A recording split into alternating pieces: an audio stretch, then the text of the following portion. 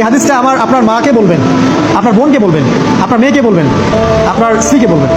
এই হাদিসটা যদি কারো হৃদয়ের মধ্যে গেঁথে যেতে পারে, তার দ্বারা অন্যায় করা সম্ভব না। একটু এই কথাটা না বললে জাস্টিস হবে না। রাসূল সাল্লাল্লাহু আলাইহি ওয়াসাল্লাম মেরাজে গিয়েছিলেন, আপনারা জানেন। তিনি মেরাজের রাতে অনেক অলৌকিক জিনিস দেখেছেন, নবীদের সাথে সাক্ষাৎ করেছেন, ইভেন আল্লাহর সাথে কথা বলেছেন, আল্লাহর নূর দেখেছেন। এই সময় সবাই তাকে হাসি মুখে সম্বর্ধনা জানিয়েছিল।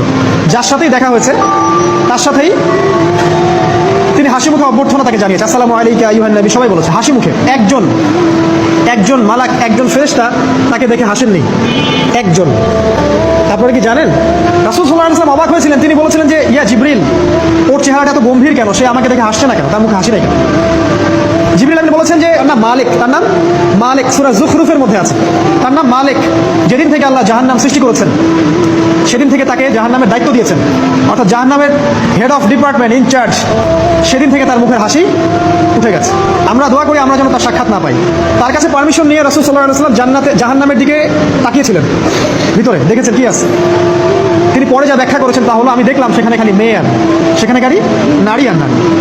এই হাদিসটা আপনার মাকে বলবেন, আপনার বোনকে বলবেন, আপনার মেয়েকে বলবেন, আপনার স্ত্রীকে বলবেন। এই হাদিসটা যদি কারো হৃদয়ের মধ্যে গেঁথে যেতে পারে, তার দ্বারা অন্যায় করা সম্ভব না। কিভাবে একটা মেয়ে সবকিছু উন্মুক্ত করে ঘুরতে পারে যখন অলরেডি তার আত্মা জাহান্নামে জ্বলছে, অলরেডি, কারণ ভবিষ্যৎ আল্লাহ জানেন।